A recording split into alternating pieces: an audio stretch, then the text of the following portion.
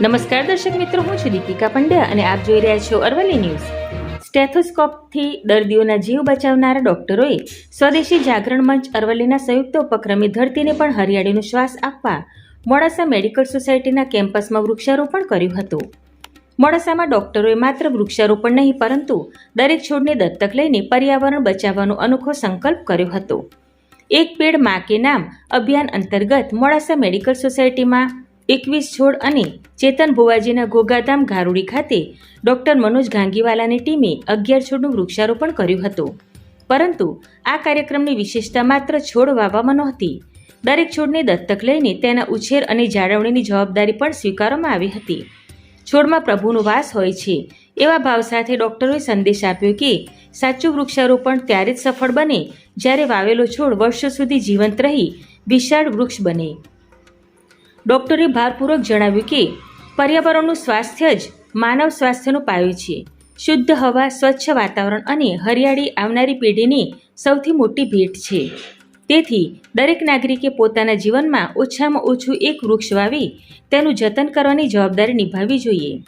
આ પ્રસંગે અરવલ્લી જિલ્લા સંયોજક ડોક્ટર ગિરીશ વેકરિયા, જિલ્લા સંયોજક મહેશભાઈ પટેલ, મહિલા સંયોજક અમિતાબેન માંડલિયા, ગાંધીનગર વિભાગ સંયોજક ડોક્ટર મુકેશ પટેલ, પ્રચાર પ્રમુખ વૈભવ રાઠોડ સહિત સ્વદેશી જાગરણ મંચની જિલ્લા ટીમે જણાવ્યું કે માત્ર વૃક્ષારોપણ એટલું મહત્વનું નથી, પરંતુ જ્યાં છોડનું યોગ્ય જતન અને માવજત થઈ શકે તેવી શાળા, કોલેજ, મંદિર અને સોસાયટી જેવા વિસ્તારોમાં જ વૃક્ષારોપણ કરીને તેને વટવૃક્ષ બનાવવા માટે સતત પ્રયત્ન કરવામાં આવી રહ્યા છે. ડોક્ટરોનો આ સંદેશ માત્ર વૃક્ષ વાવવાનો નથી પરંતુ તેને જીવંત રાખીને હરિયાળું ભવિષ્ય સર્જવાનું છે. કારણ કે જ્યારે પ્રકૃતિ સ્વસ્થ રહેશે ત્યારે જ સમાજ પણ સ્વસ્થ રહેશે. વૈભવ રાઠોડ સાથે જોતા રહો અરવલ્લી ન્યૂઝ. નમસ્કાર. હું doctor Manish Patel, Modasa medical society તથા MMS સ્પોર્ટ્સ ક્લબ મોડાસાના પ્રેસિડેન્ટ તરીકે આજે સ્વદેશી જાગરણ મંચ દ્વારા જે અહીંયા વૃક્ષારોપણનો પ્રોગ્રામ યોજવામાં આવ્યો છે તેના બદલે અમે તેમના ઋણી છીએ. કારણ કે તેઓ બહુ ઉમદા કામ કરી રહ્યા છે. આજે આપણી જવાબદારી છે કે જે ગ્લોબલ વોર્મિંગ થાય છે એને બચાવવા માટે વધુમાં વધુ વૃક્ષો વાવવા જોઈએ. અને આપણા માન્ય પ્રધાનમંત્રી શ્રી નરેન્દ્ર મોદી સાહેબે જેમ કહ્યું તેમ આપણે આ વર્ષે સૌથી વધારે વૃક્ષો આવી અને વર્લ્ડ રેકોર્ડ સર્જવાનો છે. અને ભાગરૂપે આજે સ્વદેશી જાગરણ મંચે અહીંયા વૃક્ષારોપણ પ્રોગ્રામ કર્યો એ બદલ હું આભારી છું.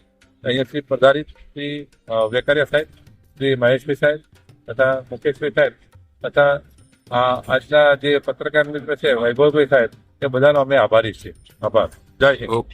સહ સંયોજક અરવલ્લી જિલ્લા સ્વદેશી જાગરણ મંચ આજે જ્યારે દેશના વડાપ્રધાન માનનીય મોદી સાહેબના ઝુંબેશ કે મુજબ એક પેડ માકે નામ દ્વારા જ્યારે કાર્યક્રમ થઈ રહ્યો છે દેશની અંદર અને રાજ્યની અંદર, ત્યારે અરવલ્લી જિલ્લાની અંદર આ મેડિકલ સોસાયટીમાં પણ આજે વિવિધ ટીમ દ્વારા વૃક્ષારોપણનો કાર્યક્રમ થઈ રહ્યો છે, જેમાં અમારી ટીમ દ્વારા 21 થી વધુ વૃક્ષો આજે રોપવામાં આવે છે.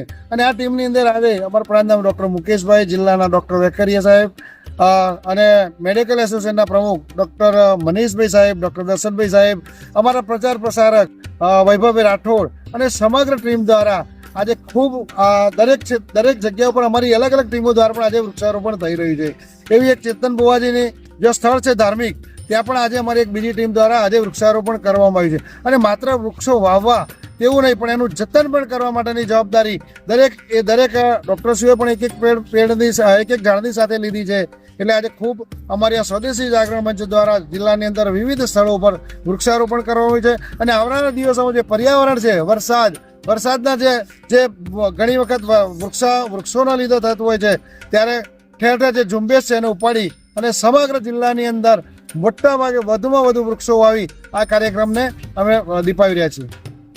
હું ડૉક્ટર દર્શન પટેલ, મોડાસા મેડિકલ સોસાયટીના સેક્રેટરી તરીકે અહીંયા જે સ્વદેશી જાગરણ મંચ વિવિધ જગ્યાએ જે વૃક્ષારોપણનો કાર્યક્રમ રાખ્યો છે અને વાવેતર કરે છે, એના અનુસંધાનમાં અહીં મોડાસા મેડિકલ સોસાયટીમાં અહીંયા આજે વૃક્ષારોપણનું પર્યાવરણના જતન અર્થે જે વૃક્ષારોપણનો પ્રોગ્રામ બનાવ્યો છે એના અંતર્ગત વિવિધ ફળાઉ ઝાડો અહીંયા વાવેતર કરવામાં આવ્યું છે.